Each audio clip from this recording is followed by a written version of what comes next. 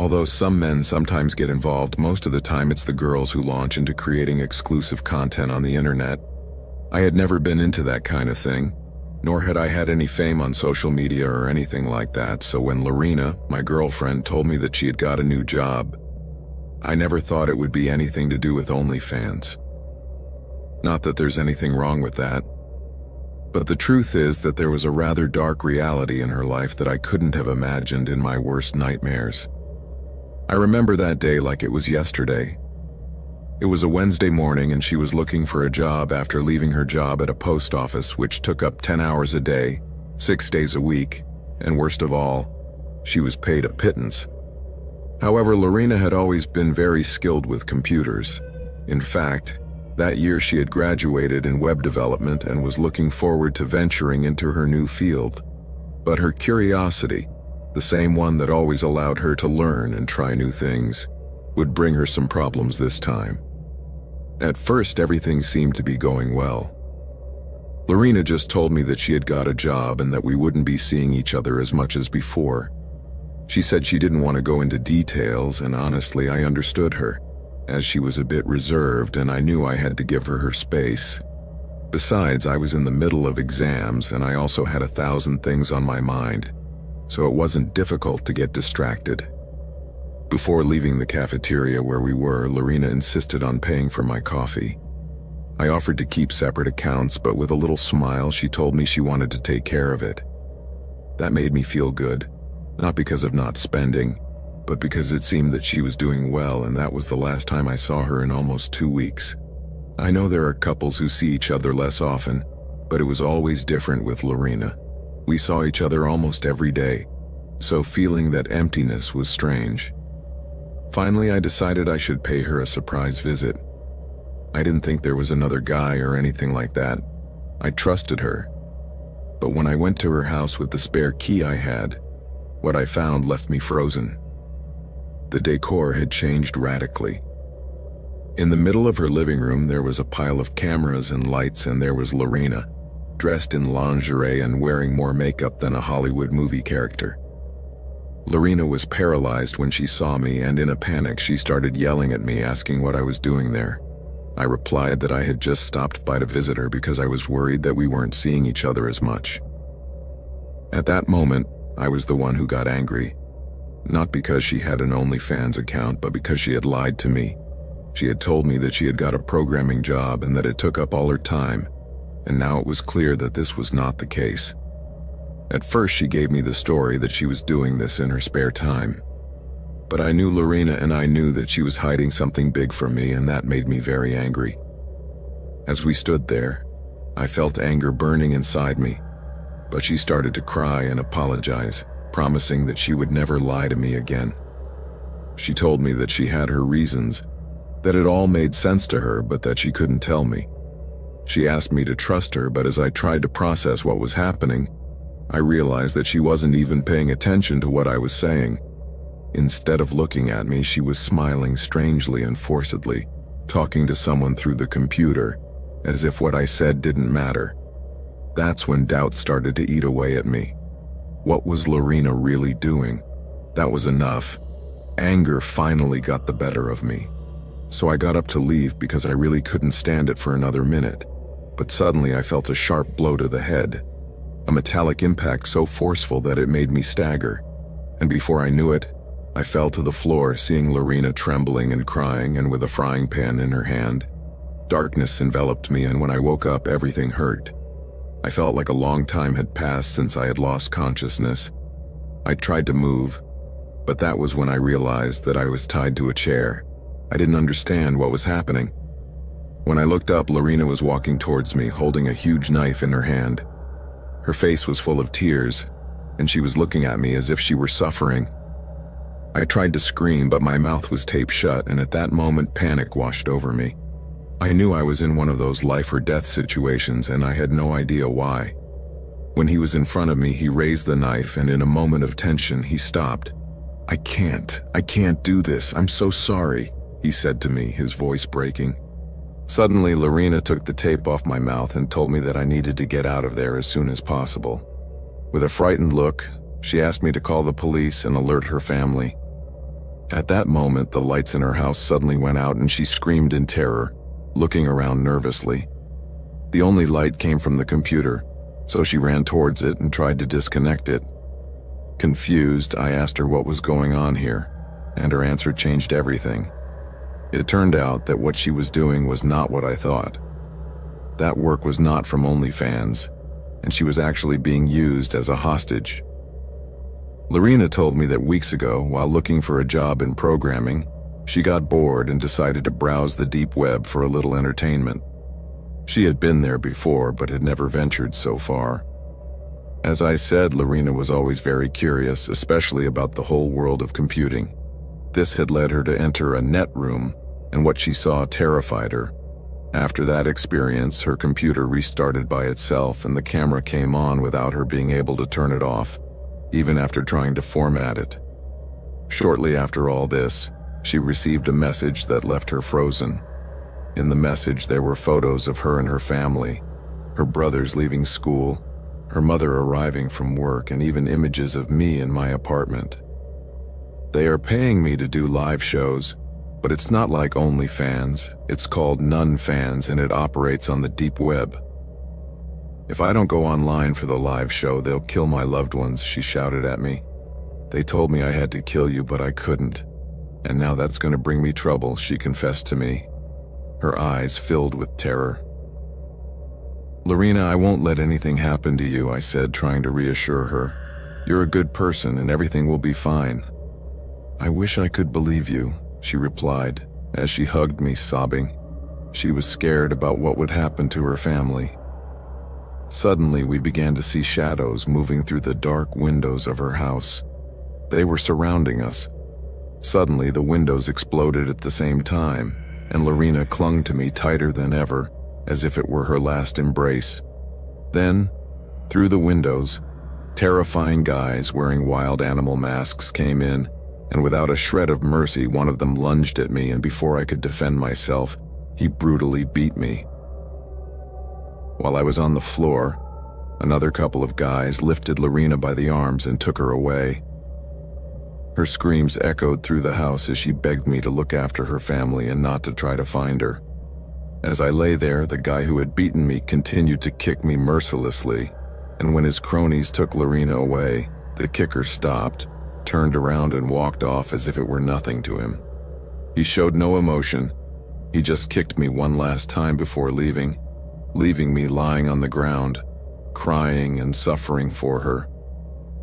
They left as quickly as they had arrived. The house was completely silent, and darkness enveloped everything. I felt desperate and broken and in more pain than I had ever been in my life. I tried to get my cell phone to call the police, but it was gone. The man must have stolen my phone while he was beating me. In desperation, I ran out into the street and rang all the doorbells in the block, but everyone turned off their lights and pretended not to hear. I screamed like a madman for help until finally someone opened the door and let me use their phone. When the police arrived, I told them the whole story, but they didn't quite believe me at first. I spent hours being considered a suspect in Lorena's disappearance. It was only when they checked the street security cameras and saw that I really wasn't lying that they finally cleared me. When Lorena's family found out everything, they confessed to me that she had made a strange phone call just the day before all this happened. She told them to go far away and not to try to look for her, not to ask questions, but that they were in real danger if they didn't leave as soon as possible. In the end, they decided to move away to look after the children. As I said, I never saw Lorena again. I have no idea what happened to her, but I'm still haunted by the fear that those kidnappers will make good on their threats and come for me. Sometimes I wish it would happen, just so I could see the faces of those who took her.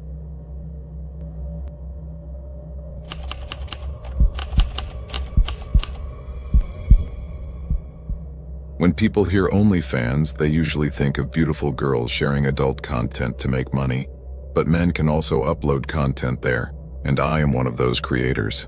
My real name is Lucas Ruiz, and I am Cuban American, but on OnlyFans I am known simply as Luke. I have been sharing content on the platform for the past year, and thanks to it I have managed to pay off my student debt. I can't say I'm proud of doing this, but at least it helps me cover the bills and gives me extra to go out and have fun.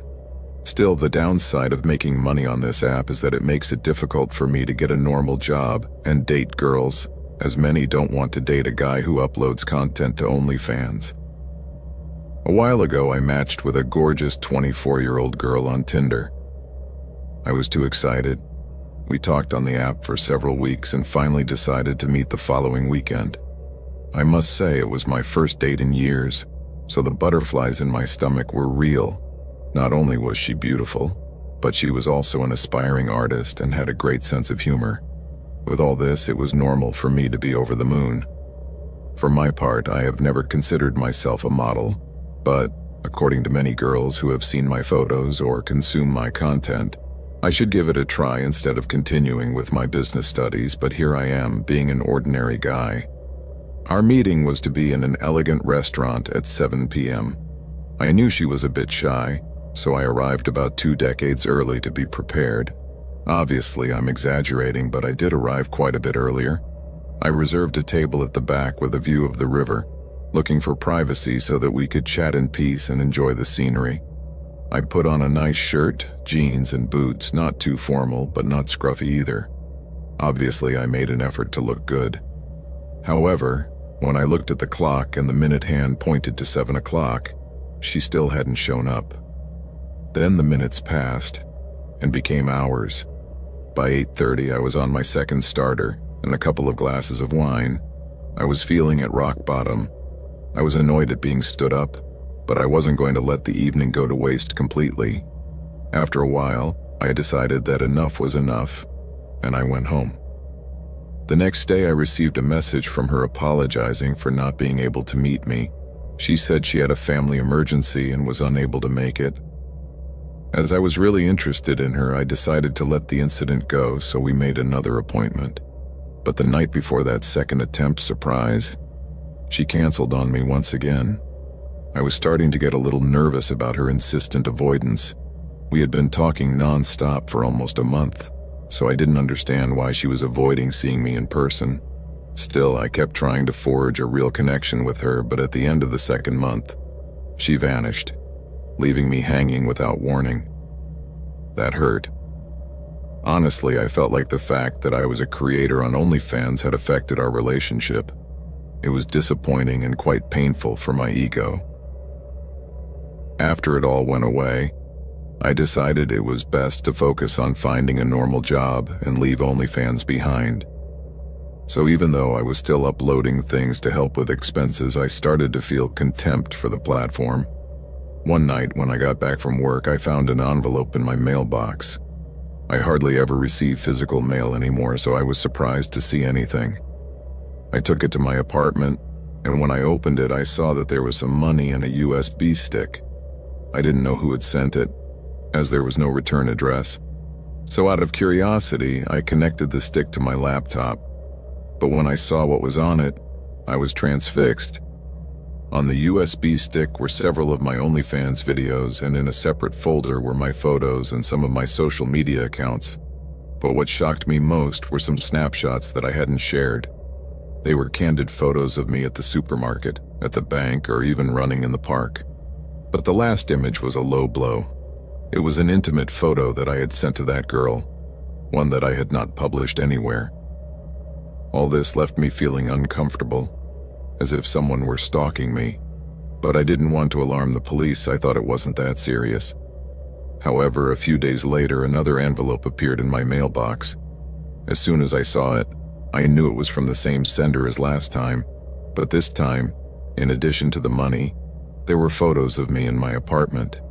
They had clearly been taken from outside through the window. That feeling of being watched filled me with panic, and I didn't know what to do or who to turn to. I realized that the fact that I lived on the first floor might have made things easier. That confirmed my suspicions that someone was stalking me. I wanted to go to the police, but something inside me told me that it would be better to wait and gather more evidence.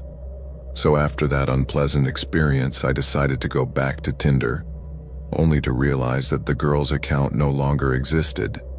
She had deleted it. Just as I was about to throw the envelope in the trash, a small note fell to the floor, and all it said was, "It was finally nice to see you in person." I'm not going to lie, I felt a little terrified. I thought the photos they had sent me were fake and that someone was playing a joke on me, but I couldn't understand why someone would do something like that. Even so, I tried to get on with my normal life, but always keeping one eye open in case a stalker turned up. The most disturbing thing was that I had no idea what this person looked like. One night, I was coming home late from a job interview and I was feeling great. My confidence was sky high and I was sure I would get the job. So I decided to do some exercise and go out for a run. I went to the park and started my usual route, but it was too dark and I had to use my phone's flashlight to light the way. Besides, there were hardly any people around, which didn't help at all with the unsettling nervousness that had set in since I started receiving those packages. After running for about an hour, I returned to my car and sat down in the driver's seat, trying to catch my breath. But I had no idea what I was about to experience. Suddenly, I felt a tight rope around my neck. Someone was in the back seat of my car and was trying to kill me. The parking lot was deserted. I had only been there a minute and there was no one around to help me.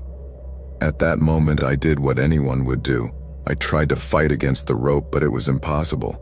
My attacker was surprisingly strong, but despite everything, I managed to stammer, "Who are you? Please let me go." "Oh, so you don't remember me? I guess that makes you a candidate for death," replied a woman behind me in a hoarse voice, and that made me panic. I felt like I was going to pass out, so I knew I had to act fast or it would be the end of me. I still had my car keys in my hand, so I wouldn't hesitate to use them. Trying to get out of this mess, I extended the headrest and tried to use the keys to hurt her. And fortunately, at that moment the rope loosened and the woman let out a scream. At least it had worked. I immediately started coughing. I was almost out of breath and I touched my neck, which was hurting a lot. I ran out of the car and realized that it wasn't that the woman was right behind me, chasing me. It was at that moment that I really saw her and I could see that she had tricked me. The woman who was trying to kill me was older, maybe about 50. She looked terrible. She was wearing ripped jeans and a dark t-shirt. Her blonde hair was messy and she had dark circles under her eyes that made her look awful. When I attacked her, the car key went straight into her eye, which was bleeding, and now she was still shouting at me as she tried to cover the wound. It was a truly horrible scene. Her unkempt appearance and bleeding eye made her look like a real zombie. Instead of running towards the street, I decided to go back to the park. I knew every corner of that place, so I quickly found a safe place to hide. From my refuge, I took out my cell phone and called the police to tell them what had happened, and they informed me that they would arrive any moment. While I waited hidden behind a tree, I could hear the woman shouting my name, insulting me and daring me to come out. Seriously, those were the most terrifying 15 minutes of my life. Until finally the police arrived and managed to arrest that crazy woman. After arresting her, they escorted me back to my house and informed me that she was suspected of committing 2 murders and that I could have been her 3rd victim. It turns out that she was stalking different OnlyFans content creators, both men and women, and then killing them. If I hadn't reacted and stabbed the crazy woman, I'm sure this would be talked about in a very different way. The officer told me that it seemed that she was mentally unbalanced, perhaps under the influence of drugs, or maybe she was simply a psychopath enjoying taking innocent lives. That night, without thinking twice, I decided to delete my OnlyFans account forever. I didn't want to keep playing with fire and risk something like this happening to me again. Since then, I have stayed away from that platform and have been leading a completely normal life. I work as an assistant in an accounting office, and although I don't earn as much, at least now I live in peace.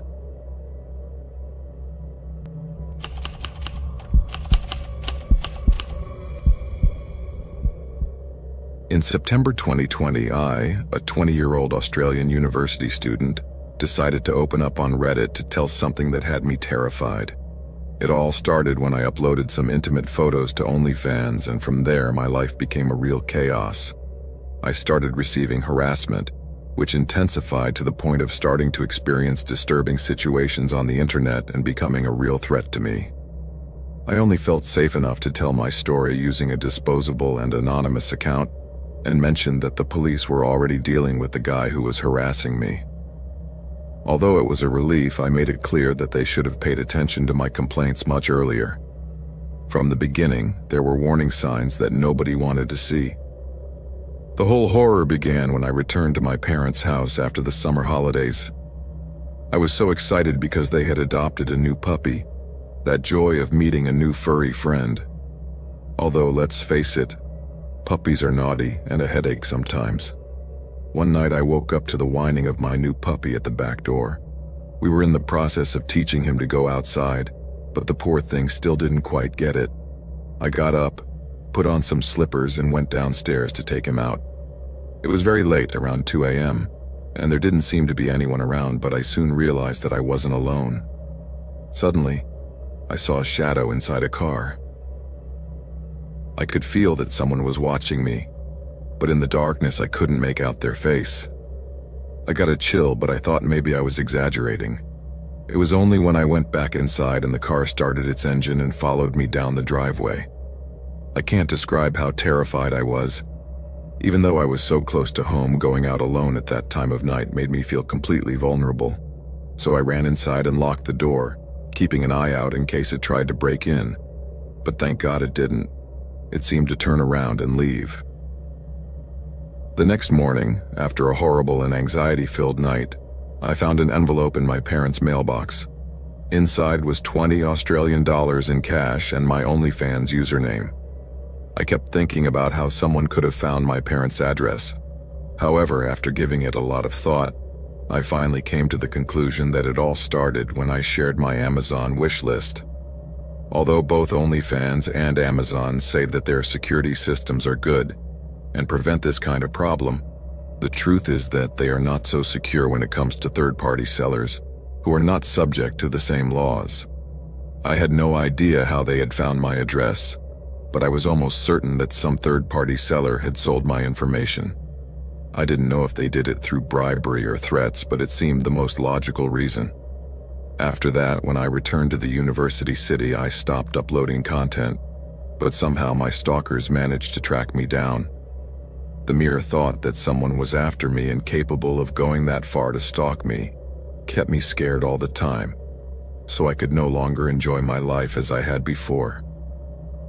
Every time I used my phone or went online, the fear of receiving a new threatening message stalked me, so I went from being a happy and carefree student to living in constant alert, wondering if I could ever free myself from this nightmare.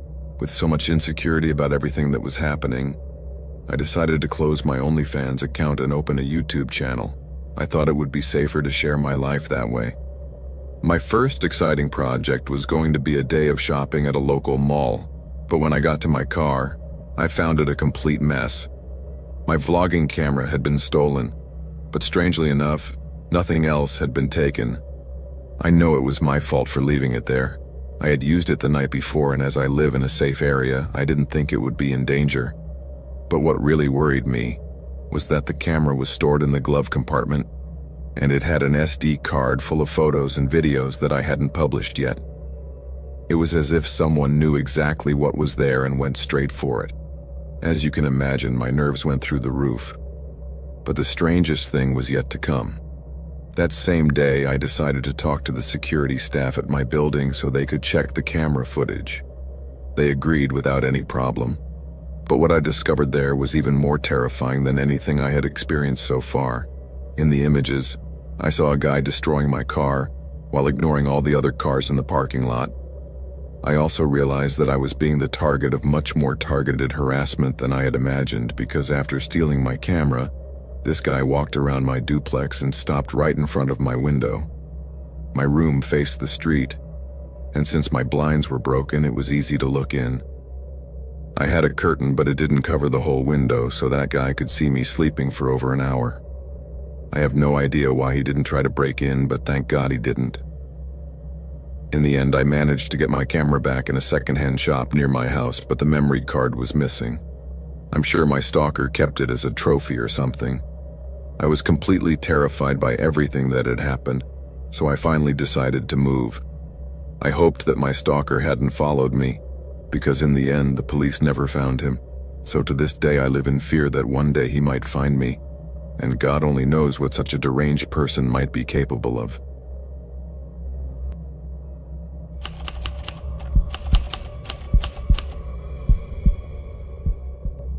I guess many of you are already familiar with OnlyFans, and if there's anyone who says they're not, they're probably lying.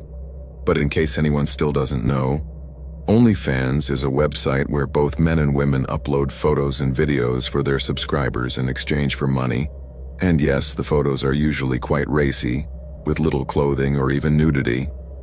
But the interesting thing is that all kinds of fetishes are catered for here too, from things like hands and hair to photos of feet. My real name is Frederick Mears, and I once had an OnlyFans account that was a real success, although it wasn't really mine, and it turns out that all this brought me attention that would end up ruining my life. It all started when I started as a spectator, simply looking at the accounts of several girls and paying for their exclusive photos. One day, when I wanted to buy another subscription, I realized that my card was empty. I was stunned to think how much money I had spent. At that moment, a revelation came over me. This place is a gold mine, but the big question was how I was going to take advantage of it. To be honest, I'm not very good looking and I didn't want to make myself stand out. But just as I was stuck in my thoughts, my sister walked by and a really crazy idea came to me. I decided to take some casual photos of her and open a fake account pretending to be her. I created an account that only published photos of feet and hands, so I wouldn't need to go out or worry about my image, and since we both had very similar skin color, I could take photos of myself if necessary. Once I set up the account, it was an immediate success. People loved the photos of feet, hands, and even knees. The funny thing was that nobody knew that they were actually my photos. To my surprise, the account was more successful than I expected, and I started earning a lot of money fast, which made my family suspicious. But as I was bringing money into the house and giving things to my sister, they decided not to ask too many questions. I felt a little less guilty thinking that somehow what I was doing benefited him. However, all that glitters is not gold. Problems soon started to appear.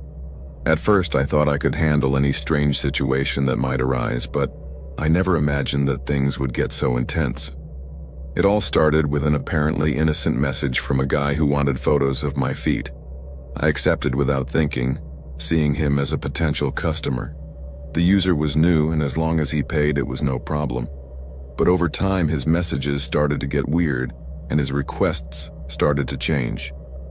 At one point, his messages became increasingly aggressive, and what was supposed to be funny became a little scary. He said things like he wanted to eat my feet, that he wanted to tear them off and display them in his house as trophies. At first, I didn't think much of it, but I got scared as soon as he mentioned my name. "Thanks for the photos, Frederick," he said, and I froze. How did he know my name? And how did he know I wasn't the girl I said I was? At that precise moment, I knew it was time to close all tabs in the account. But then I received a message on WhatsApp.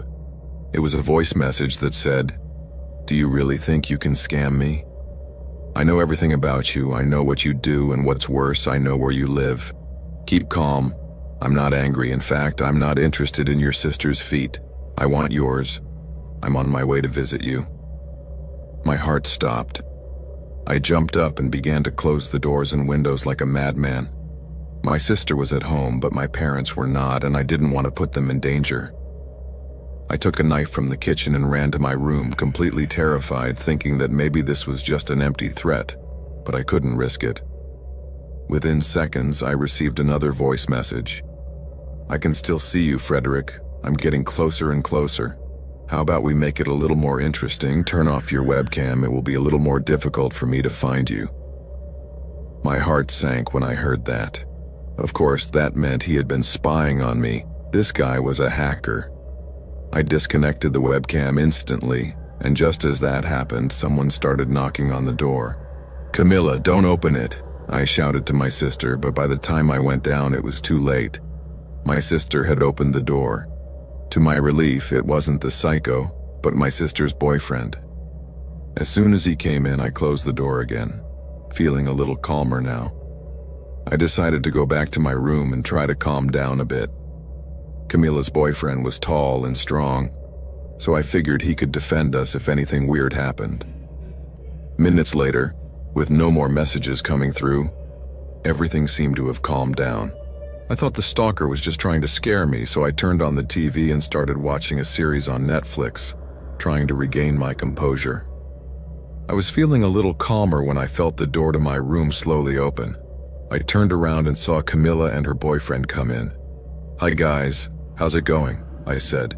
But before I could finish my sentence, Camilla's boyfriend appeared behind me, grabbed me and covered my mouth. At that moment, Camilla approached him with her cell phone and put it close to his mouth.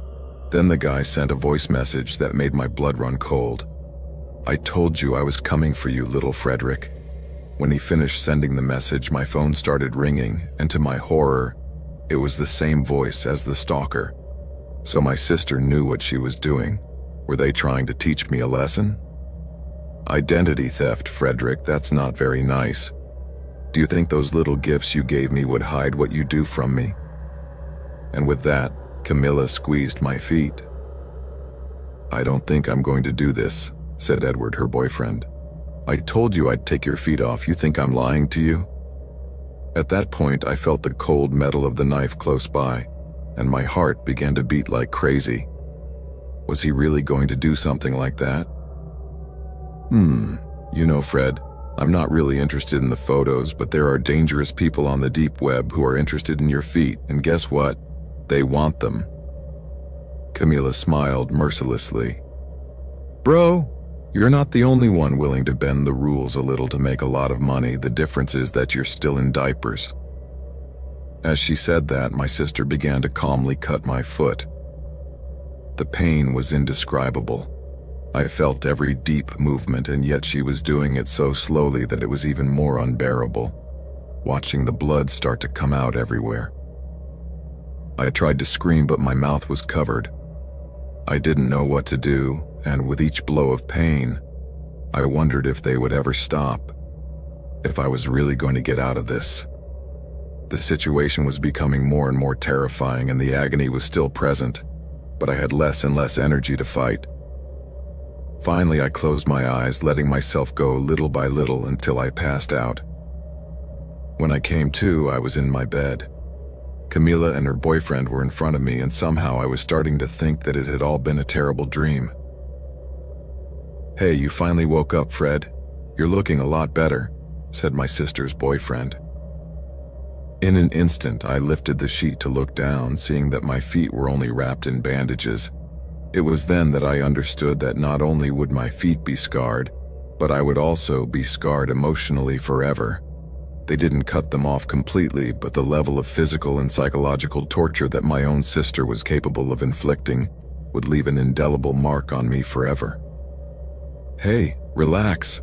You'll be fine," she said. "You have to understand that what I did was out of necessity, so that this situation doesn't happen again. Of course, this is for having pretended to be me and published my photos without my consent. From that day on, I strove to live an honest life. I focused on my computer and saved everything I could in the hope of escaping from my sister. When they returned, my parents asked me how the accident had happened, but my sister interrupted them, telling them that, because of my clumsiness, I had put my feet in a small cave where some wild animals lived, and that luckily it was only a few small marks. She acted as if it were nothing, and I didn't want to talk about it either. From that moment on, I felt condemned to live in fear, a life where every loved one could be in danger because of my sister. I know what I did was wrong, but nothing can justify the nightmare I went through at that moment. And all I aspired to is to find some peace, although it seems that is something I lost a long time ago.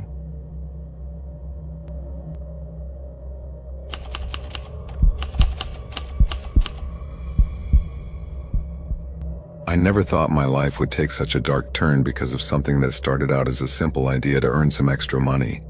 It all began when I decided to open an OnlyFans profile. Yes, I know it may sound controversial, but at the time I was desperate.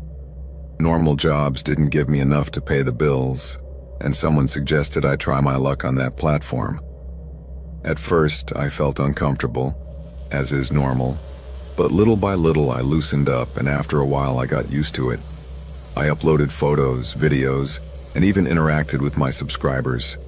I know there is a lot of stigma surrounding this platform, and I myself felt that prejudice. But then I realized it was a good opportunity to make extra money, and it really wasn't as bad as people said. After all, you didn't have physical contact with your subscribers, it was all just digital content. The thing is, everything was going well until he showed up. I didn't recognize him at first. He called himself Carlos on the platform, and his profile seemed normal. He was kind, respectful, and always left flattering comments. I liked talking to him because he wasn't like the other guys who just wanted to get off on it. He seemed genuinely interested in me. Over time, we started talking more often, even outside of OnlyFans. He would tell me about his life, and I would tell him about mine. I never mentioned my past, of course, because I didn't want to relive it. I had been in an abusive relationship for several years, which left terrible psychological and emotional scars. But he knew exactly how to manipulate me. One day, Carlos suggested we meet in person. He told me he lived in another city, but that he would come to mine just to meet me. At first, I refused. I was always careful with that kind of thing, but he insisted so much, and I was flattered. I thought he was someone I could trust. After all, we had been talking for a while now, and I thought it wouldn't be so bad to give him a chance to get to know me. So we agreed to meet in a cafe, a public place, so that I would feel safe. But when the day finally arrived and I walked through the door of the cafe, my heart stopped. It wasn't Carlos. It was him, my ex. The same guy who had mistreated me for years, the one who left me with physical and emotional scars that still hadn't healed and were unlikely to do so. I couldn't believe it. I was paralyzed. He approached with a smile that made my blood run cold. "Hello, darling," he said, as if nothing had happened between us. I tried to get up, but he grabbed my arm tightly. "Don't go, we're supposed to meet, aren't we?" His words were gentle, but his tone was clearly threatening.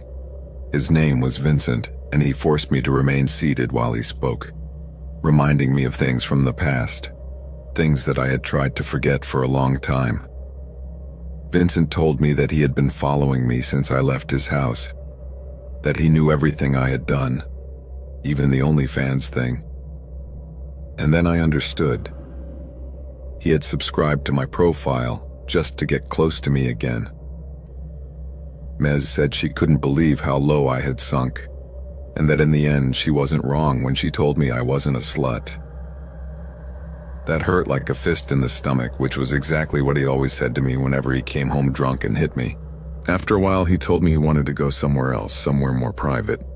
I refused, obviously, but he insisted, quickly showing me a gun he had in his other hand.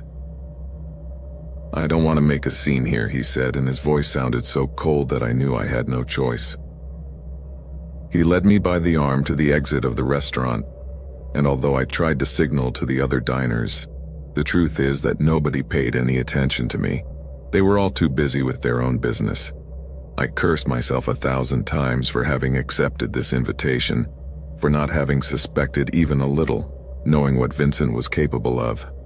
He took me to an empty apartment, one he had rented just for this. When we went inside, I tried to calm down, to think of a way to escape, but he was always one step ahead.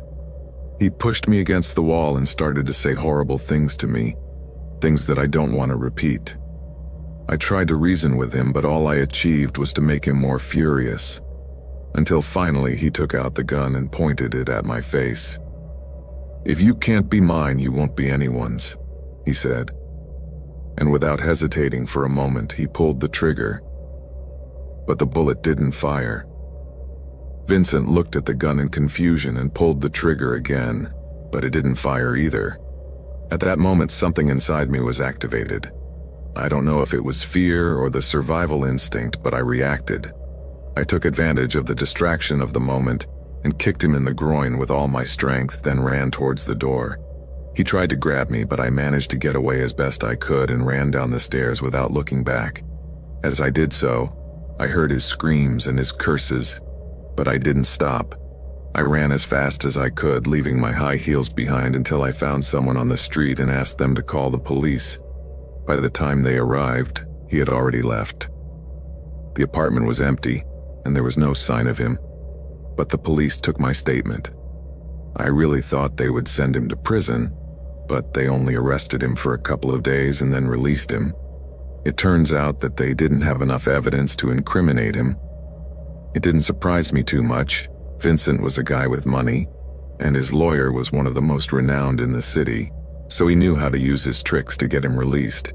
The officers just told me to be careful, to change my routines, not to expose myself so much on social media. But how could I do that? OnlyFans was my livelihood, and he already knew everything about me. Since then, I live in fear. I changed city, phone number, even my name on social media, but I know he's out there, waiting for the moment to attack me again. Sometimes when I'm alone, I feel like he's watching me, and although I've tried to move on, that experience scarred me forever. Now I know that danger can come from where you least expect it, even from someone who seems nice on the internet.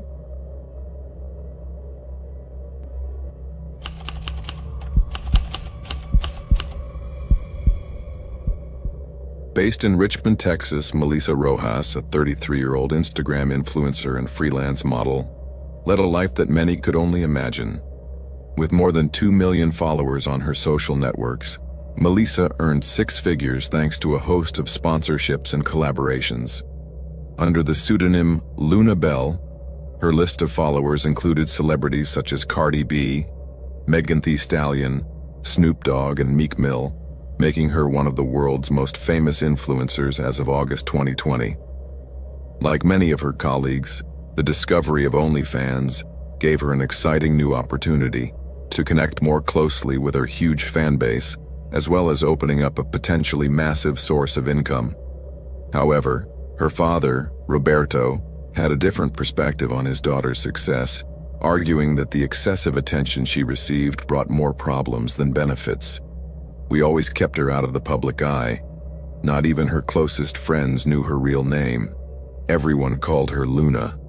So for safety reasons, I had to move her 3 times for my own fears, Roberto said last year. Having so many people following her scared me, not only because of the admiration, but also because some of them were obsessed. It definitely wasn't healthy. So, at around 4 p.m. on Sunday, August 29, 2020, when Roberto hadn't heard from Melissa in almost 48 hours, he decided to go to her apartment in Cortland to see how she was doing. He knocked on the door, but there was no answer. He took out his phone and dialed her number, feeling like he could almost hear the phone vibrating somewhere in the house. That's when he heard noises inside. He hadn't heard from his daughter in days, and no one was answering the door, so he wondered who was moving around inside. Roberto felt a chill down his spine. Something was terribly wrong, so without thinking twice, he walked away and kicked the door bolt. The blow echoed, and the door flew open. The scene that met his eyes when he entered broke his heart instantly. There was his beloved daughter lifeless at the bottom of the stairs. The apartment was a mess. Everything was in disorder, and there was lipstick graffiti all over the walls. Just as he was about to read some of the messages, he heard a noise coming from upstairs. In the midst of all that madness, Roberto thought for a moment that his daughter might have fallen down the stairs and suffered a fatal injury. But on hearing strange noises upstairs, adrenaline pushed him to run there as fast as he could. Upon arriving, what he saw was even more terrifying. A man was lying on the floor, choking in a pool of his own blood, with a hideous knife stuck in his throat as life was slipping away. Roberto quickly demanded answers, but it was too late. The man died just after he entered the room. Despite the horror of the situation, those questions would not haunt him for long, and after calling 911, he began to look at the lipstick graffiti scrawled everywhere. "I was used for money," read one. "I should have stayed in Florida," read another. The last graffiti Roberto read made his blood run cold.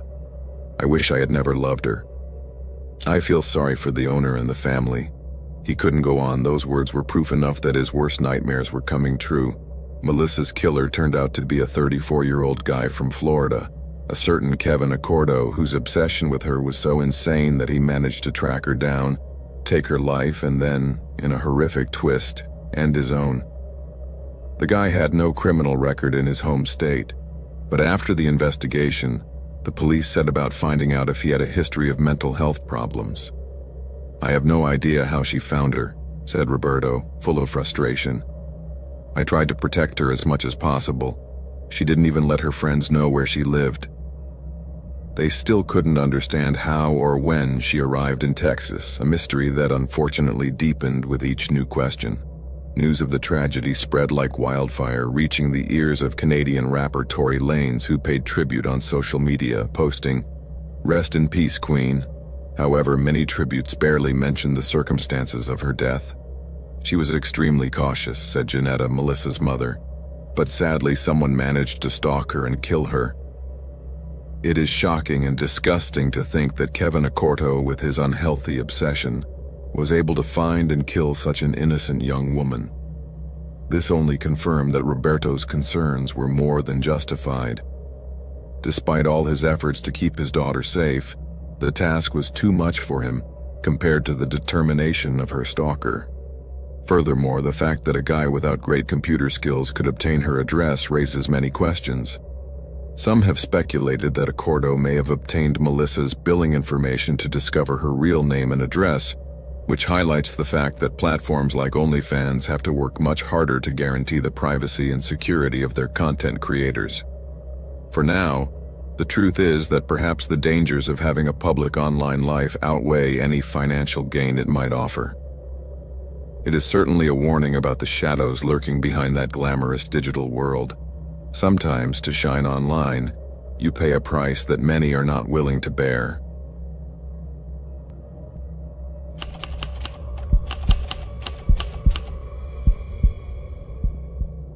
In the vast universe of OnlyFans, where passions can cross the line of reason and intimacy is tinged with shadows, connections can be taken more seriously than we imagine. There they met, two different but irresistibly intriguing characters. Samantha, a very pretty girl with an adventurous spirit, always looking for new experiences, was attracted to Javier from the first message he sent her. And Javier, with his charming personality and charisma, captured her attention and made her laugh from the very first moment. They met on this platform, where the private and the intimate intertwine in a surprising way, and their relationship flourished in this very particular environment, where boundaries were blurred and authenticity was expressed without a filter. Samantha shared her art with Javier, captivating him with her creativity. He, in turn, made her laugh with his sharp humor and sincere compliments. Their virtual conversations were filled with laughter, dreams together, and promises of a future full of love. As the weeks went by, what began as a simple connection became something deeper. They soon decided to leave the digital realm and meet in person. So Samantha, her heart beating like a drum, decided to fly to the city where Javier lives, full of excitement and nervousness, and their first meeting was like a fairy tale. Their eyes met, and the chemistry they felt through the screen came to life. They walked hand in hand through the vibrant streets of New York, letting themselves be carried away by the joy of finally being together. "I can't believe we met on OnlyFans," Samantha said with a laugh that lit up her face. "Who would have thought it, right?" Javier replied, squeezing her hand gently and laughing as if he had won the jackpot. Their love story unfolded as they toured the city, filled with laughter and stolen kisses. However, as time went by, Samantha began to notice something strange. The initial euphoria of their relationship began to fade, and suspicion began to nest in her mind as she noticed that Javier spent a lot of time on his phone, absorbed in conversations that did not include her. One night, while they were sitting in a cozy cafe, she couldn't take it anymore and asked him, "Javier, are you okay? I feel distant lately." He hesitated, then sighed and replied, "It's nothing, love. I'm just dealing with stress at work." Samantha wanted to believe him, although a small doubt was still buzzing in her head. However, what she didn't know was that the truth was about to be revealed. exposing an elaborate web of lies. Suddenly, her heart sank as she read some messages that left her frozen. He had been talking to several girls, making promises of love and affection that he had never made to her. A mixture of disbelief and rage invaded her, and without thinking twice, she threw the phone to the side and faced him. "How could you do this, Javier? What's wrong with you?" she asked, stunned and hurt. It wasn't just about her. He had been playing with the feelings of several girls at once. As Javier searched for the right words, the castle of trust they had both built together crumbled like a misplaced playing card. "How could you do this to me?" Samantha repeated, her voice trembling with pain while Javier, cornered, tried to justify the unjustifiable. "It's not what you think, Samantha. I can explain," he said, desperate. "How could you, Javier?" she replied, increasingly furious. "How could you betray me like that?" Tears began to run down her cheeks, echoing her sadness. "I'm sorry, really," murmured Javier, unable to hold her gaze. The atmosphere was charged with emotion, and the distance between them felt like an ocean. The relationship was hanging by a thread. While Samantha faced the anguish of betrayal, the place where they met, a platform that had been a symbol of connection, became a reminder of how fragile everything can be. Days turned into weeks, and although the wound was slow to heal, Samantha, strong and determined, began to rebuild her life, casting off the chains of deceit she had been dragged into. Her story, once a tale of love, became a poignant reminder of how sometimes digital connections can be treacherous. Meanwhile, Javier, beset by remorse, sank into a spiral of self-pity. Loneliness engulfed him, increasingly aware that he had lost the only person who had truly loved him. He tried to contact Samantha, sending her messages full of regrets and empty promises of change. But she had decided to move away, knowing that those words were just empty echoes. One fateful night, driven by despair, Javier went to the place where it had all begun, hoping to find the light he had lost. But Samantha was not there. Tormented by memories, as nostalgia enveloped him like a heavy blanket, despair took hold of his mind, and in a moment of madness, he made a tragic decision, convinced that without Samantha, his life had no meaning. He said goodbye to this world, leaving a note that whispered his regret and pain, questioning his actions and wondering if she could ever forgive him. The next day, Samantha received the news of the tragedy.